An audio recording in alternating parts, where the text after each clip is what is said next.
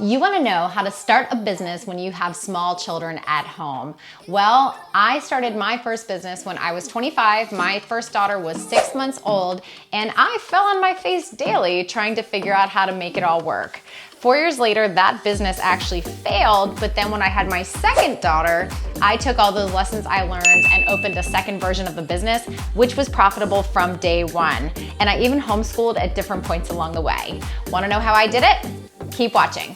When people talk about starting a business, it sounds daunting and scary, but it doesn't have to be. Business is just you offering something that you have, either a service or a product, and somebody gives you money for it. If you make more money than you spend, the business is profitable. So let's keep it simple. Step one is to establish that there is a market for your business.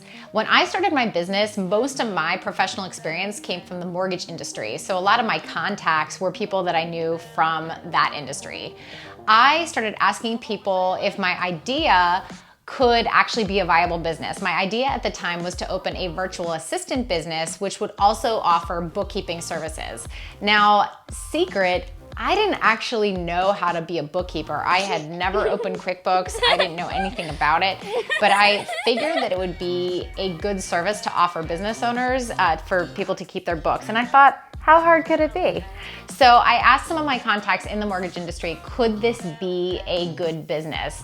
And there was a woman, Sherry, who I really respected. She had owned a mortgage company for a long time, and I took her out to lunch to just ask her advice on owning a business in general and to ask if there was a market for virtual assistants and bookkeeping. Well, she not only told me that there was a market for it, but she offered to be my first bookkeeping customer. So, hooray, I got a customer, but I didn't know how to be a bookkeeper. More on that later. In my market research phase, I realized that since I was a mom, I was talking to people all week long at doctor visits, at the library, at the playground, and you probably do too. And instead of asking people if they would be my customer, I simply asked if they knew people who could benefit from a service like mine. Next, I opened for business. It was my first go, so I decided that I wanted to make things official and I opened an LLC. But I've opened several businesses since then. I love growing businesses, and I've noticed that people can spend a lot of time making things official and doing paperwork and filing and not really taking action in their business. So you can start as an LLC, which is a limited liability company, or you could start under your own name and social security number just as a sole proprietor. So I could just be Erin Flaherty and not actually have an LLC, but I could do business as a business name. You don't have to get an LLC to operate under a business name. You would just be, for example, Erin Flaherty, DBA, or doing business as Cute Creations. Next, I established my scope of work and pricing. It's basically my range of services that I wanted to offer my customers and what it would cost. Completely honest. Again, I failed at my first business, so I made a lot of mistakes. I think I just took a stab at what to charge people, and it was way too low because I was just starting out and I didn't think I could charge a lot. That was one of my biggest mistakes. More on that later. You want to establish the range of services or products that you're going to offer clients and what you're going to charge for them. What you'll realize is that people will eventually start asking you for what they want. So you might start with an idea of what you want to offer or what you want to sell people. And as people start asking for other things, that may actually completely change your menu of services or products. So if you're listening to your customers, you may have to pivot and start offering something else. Maybe you'll realize that you don't like offering certain products or services that you thought you would, and so you completely pivot and start something else. So normally now we would talk about sales and marketing because you're open for business and now you have to get people to come your way. I had mine a little backwards because when I took Sherry out for lunch to do my market research, she offered to be my first client. So instead of being able to take time to do sales and marketing and figure that out, I had to figure out who was going to do the work because she asked for bookkeeping services and I wasn't a bookkeeper. So you have to have an idea, just in case that happens to you, in your market research where someone starts offering to be your customer, you have to figure out who's going to do the work. I knew that I wanted to be the face of the company and do the sales, do the marketing, go out and promote the business. And it was my idea that other moms would actually be my staff. I figured that I wanted to do something around my child because she was small and I didn't want to go to work full time. I wanted to run my own business and be with her. And I thought there have to be other moms who also want to work around their kids' schedules. So I thought that it would be nice to have them work for me. Well, I didn't know any of them who actually knew how to be a bookkeeper, so I had to scramble to find somebody to service Sherry. My friend Tori's stepdad was actually out of work at the time and was a bookkeeper, so I really lucked out. I was able to tell him what the job was. I was able to pay him less than what I was charging Sherry so that there was profit margin in there. Again, the profit margin was not high enough at all, but more on that later. But I paid him, it was less than I was charging. You always have to do that. Make sure you're paying less than what you're charging your customers. And he was my first worker. I don't wanna say he was my first employee. He was an independent contractor, and I have many lessons behind that too for another video. But you really have to figure out who is going to be working for you. Is it you? Are you gonna be doing all the work? Of course, there's gonna reach a limit for that. So who else is going to be your backup when you max out on orders? So again, my process was backwards since I got my first customer before I got to market and sell. So the next part of my phase was billing.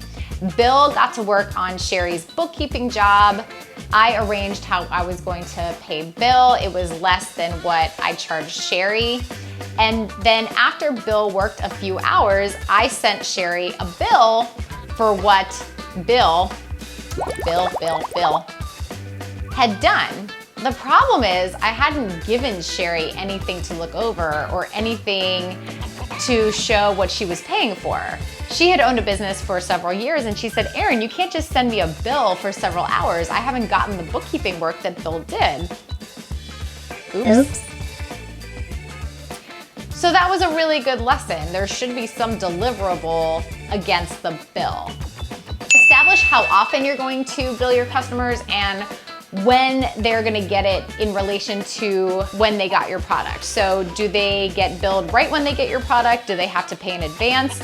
If you're doing project work for somebody and it's a flat rate, it's completely reasonable to charge 50% up front, for example, and then the remainder at the end.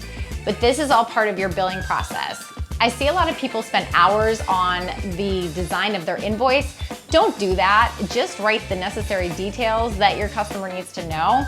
Just write the date, what you did for them, what they agreed to, and how much it costs, and when the payment is due. You could spend money on a program like QuickBooks, but when you're starting out, that's actually not necessary.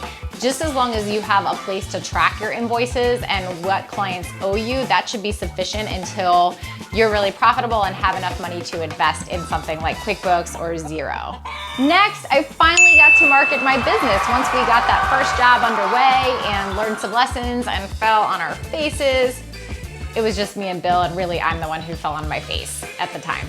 So next I got to market, and from before, I realized that I was talking to people all the time, even just taking my baby everywhere. I was talking to people at the library, doctor's offices, other moms. So rather than me ask directly if they would be my customers, I made a habit to ask who they knew who might be able to benefit from an introduction to me or who might be able to benefit from my service. I also joined a local chamber of commerce because my target market was other small businesses. So I was able to join for a few $100s a year, and I joined a morning leads group where we would talk about what kind of customers we were looking for. I also was able to attend after hours mixers. So around 5 p.m. they often have food, and you just gather with other business owners. What I would do if I were you is figure out where your target market hangs out. So maybe your target market isn't other businesses, maybe it's other moms, maybe it's dads, maybe it's people in the community. Figure out where they like to hang out and then find cheap or free events where you can hang out with them and be in a position to not only ask them if they would like to be your customer, but ask if they know people who would like to be your customer, who might benefit from seeing what you have to offer. If you offer a product, you could look into vendor booths at a trade show or a craft fair, something where you could actually sell your business in person. After that, it was time to tweak, repeat, and grow. When you're open for business, you learn a lesson or 2 or 5 or 100 every single day. So then it's up to you to figure out what you learned from this, figure out what just didn't work, figure out what really just did work, and do it again and grow through it. I hope you found this video helpful, and if you'd like to see the best reasons to start a business right now, click on this video and watch, and don't forget to subscribe for more content like this.